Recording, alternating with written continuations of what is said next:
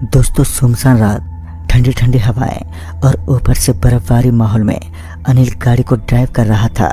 घर अपने ठुठुरते हाथों के सहारे वह अभी मुसीबतों से लड़ते हुए ड्राइव कर ही रहा था कि तभी उसके फोन की रिंग बज उठी। फोन देखा तो उसने पाया कि उसकी गर्लफ्रेंड का ही फोन था। वो बात करते करते आराम से रास्ता कट रहा था, लेकिन अचानक कार के कांच पर लाल लाल कुछ दिखाई देने लगा, जिस कारण आगे का हिस्सा दिखना पूरी तरीके से बंद हो गया था। इससे पहले कि गाड़ी सड़क से नीचे कूद जाए, उसने तुरंत ही गाड़ी को ब्रेक लगाया। उसने अपने शरीर के साथ बाहर निकलने की हिम्मत की। जब वह पीछे पलटा तो उसने देखा कि गाड़ी के कांच पर ऐसा तो कुछ भी नहीं था। वह एक पल के लिए तो सोच में पड़ गया कि कुछ देर पहले उसने क्या देखा था जो कांच के ऊपर छा गया था। मगर ज्यादा देर तक कार से बाहर खड़ा होने का मतलब सर्दी जुकाम को दावत देना था। इसी कारण वह पीछे पलटकर गाड़ी में बैठ गया। लेकिन इस तूफानी रात को ऐसा क्या मंजूर था कि लगातार ठंड के साथ कपकपा देने वाली बर्फ की हल्की हल्की बूंदें गाड़ी के बोनट पर जम चुकी थी और सफर की दूरी अभी भी काफी ज्यादा थी। मगर इसके अलावा अनिल के पास कोई दूसरा रास्ता भी नहीं था। वह अपने गर्म जिस्म पर ठंड सहते हुए ड्राइव करने लगा। कुछ समय बीतने के बाद कार के साथ साथ किसी बिल्ली की तरह भागने जैसा कोई छोटा सा जीव दिखाई पड़ रहा था, जो एकदम गाड़ी के साथ साथ बहुत तेज भाग रहा था। लेकिन धुंध के जमावड़े में वह दृश्य एकदम सही तरीके से दिखाई नहीं दिया।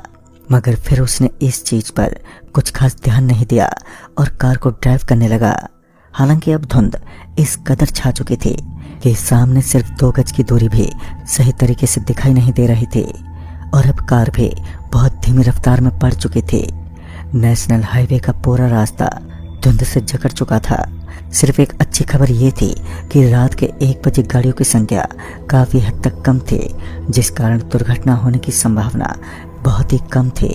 और इसी बीच एक ट्रक जो बहुत ही तेज स्पीड के साथ कार को ओवरटेक करता हुआ आगे निकल गया। खैर, अनिल उस ड्राइवर को भला बुरा सुनाते हुए कार को धीमी रफ्तार में ड्राइव कर रहा था। लेकिन थोड़ी दूर आगे जाकर उसने पाया कि एक बेहद ही बड़े एक्सीडेंट ने जन्म ले लिया है, क्योंकि एक गाड़ी बुरी अवस्था में पलटी खाकर पड़ी हुई थी। अनिल जल्दी से अपनी गाड़ी से नीचे उतरा और उस गाड़ी के पास पहुंच गया तो उसने पाया कि गाड़ी बहुत ही बुरी अवस्था में है। उसने गाड़ी के कांच को तोड़ा, लेकिन अंदर किसी भी शख्स का कोई नामो निशान नहीं था। और तभी पीछे से किसी ने उसके गर्म कंधे पर बर्फ से जमा हुआ अपना हाथ रख दिया, जिस वजह से वह एक बार के लिए पीछे पलटा तो उसके शरीर में सनसनी मच गई, क्योंकि उस आदमी का सर कटा हुआ था।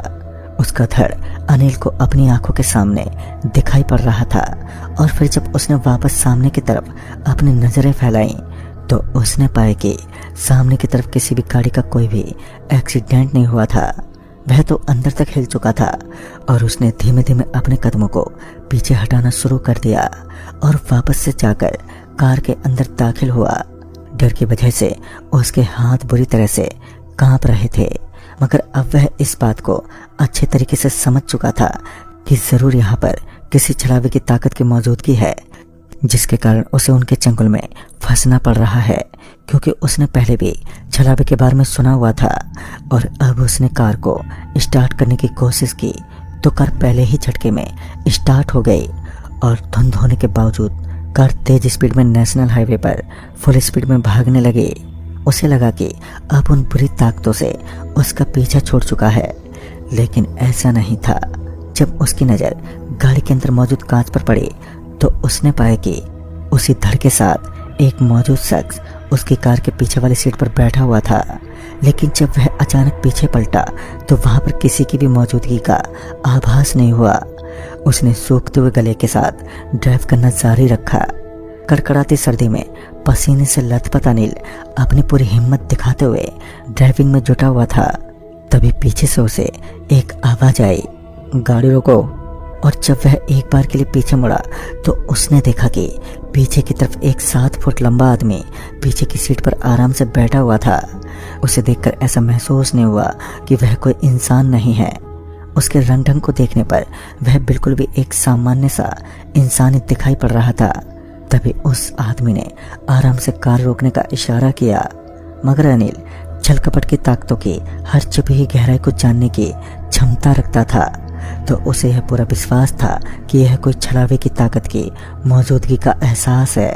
उसने शायद अंतिम बार पीछे पलटकर देखा था, क्योंकि उसका फैसला था कि वह अब एक बार भी पीछे मुड़कर नहीं देखेगा, और उसने इस फैसले पर अपने आप को कायम भी रखा।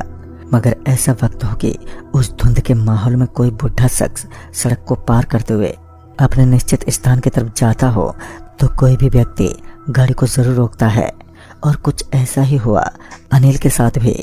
उस नेशनल हाईवे पर सड़क से कोई बुढ़ा गुजरता हुआ दिखाई पड़ा, और उसकी झोपड़ी भी वहीं सड़क के बगल में बनी हुई थी। अनिल ने सोचा शायद यह वृद्ध आदमी टॉयलेट करके झोपड़ी के अंदर जाने की कोशिश कर रहा है। अब अनिल धर्म संकट में पड़ गया। एक तरफ वह काली शक्तियां कहर के रूप में अनिल के ऊपर मंडरा रही थीं, तो वहीं दूसरी तरफ यह बुढ़ा आदमी सड़क को ब्लॉक करके खड़ा था। अनिल ने कार का हॉर्न भी दिया, मगर मानो उस बुढ़े पर इसका कोई भी असर नहीं हुआ। शायद उम्र बीतने के साथ साथ उसके कानों ने काम करना बंद कर दिया था। तभी अनिल गुस्से से तिलमिला उठा। वो कहते हैं ना कि आग किसी को जलाने से पहले खुद जलती है। अनिल गाड़ी से नीचे उतर गया और सीधा उस बुढ़े आदमी के करीब पहुंच गया। तभी अनिल गुस्से में बड़बड़ाने लगा, और फिर वह बुढ़ा शख्स धीमे धीमे अनिल की ओर पलटा, तो अनिल हड़बड़ाते हुए जमीन पर गिर पड़ा, क्योंकि उस आदमी के चेहरे से पूरी चमड़ी गायब थी। अनिल का कलेजा मानो उसके मुंह तक पहुंच गया था। वह जल्दी से गाड़ी की तरफ भागा, लेकिन उसका शरीर अचानक से ही हवा में उठने लगा, और फिर वो वहीं पर धड़ाम से नीचे गिर पड़ा। वह समझ चुका था कि ये पूरा इलाका प्रेत बाधित है, जिस पर छलावा नामक शैतानी रोग का वास है। उसके जिस्म पर चोट जरूर महसूस हुई, लेकिन उसने हार नहीं मानी और तुरंत ही कार के अंदर दाखिल हुआ। लेकिन वो इस बात को अच्छी तरह समझता था कि कार के अंदर होने के बावजूद भी वह सेफ नहीं है। उसे तुरंत ही इस जगह से निकलना ही होगा। उसने पहले तो गाड़ी को रिवर्स गियर में डाला, और फिर फुल स्पीड में गाड़ी को उस आदमी के ऊपर से तेजी से निकाल दिया। लेकिन गाड़ी उसके आर पार हो गई, मानो वह कोई हवा का झोंका हो। अनिल को क्या पता था कि उसे रात के ऐसे सफर में कुछ ऐसी मुसीबतों से सामना करना पड़ेगा जो इंसानों से परे हैं। लेकिन अच्छी बात तो ये थी कि इस तरीके के माहौल में भी उसकी गाड़ी एक बार भी बंद नहीं हुई। खैर, कार धुंध से घिरे जाल को तोड़ने की कोशिश में थी। इस वक्त कार एक ऐसी जगह से गुजर रही थी जहां पर खंडर पड़ी हुई जमीन ही चारों तरफ दिखाई पड़ रही थी, मानो कोई गांव यहां से उखड़ चुका हो। इस समय कार का माहौल एकदम शांत था, मानो कुछ पल में ही सब कुछ एकदम सामान्य बन चुका हो। लेकिन यह शांति सिर्फ कुछ पल के लिए ही थी, क्योंकि कार की हेडलाइट की रोशनी पर कुछ हाथ जैसे नजर आ रहे थे, मानो किसी ने अपने हाथ कार के आगे ढक दिए हों। और फिर अचानक से एक परछाई कार के साथ साथ भागते हुए नजर आने लगी, लेकिन उस जगह पर कोई भी रोशनी नहीं थी। उसके बावजूद वह काला साया दिखाई पड़ रहा था, जो काफी स्पीड में कार के साथ साथ भाग रहे थे। पसीने से लथपथ, डर से कांपते हुए अनिल गाड़ी को ड्राइव कर रहा था, और कार का टायर एकदम से फट गया। टायर फटने के बावजूद कार स्पीड से दौड़ती रही, लेकिन कार ज्यादा देर तक स्पीड नहीं पकड़ पाई, और फिर उसकी गाड़ी झटका खाने लगी, जिस कारण उसे रोकना पड़ा। कार से बाहर निकलना एक बड़ी बेवकूफ़ी भी हो सकती थी, इसलिए अनिल अंदर ही बैठा रहा।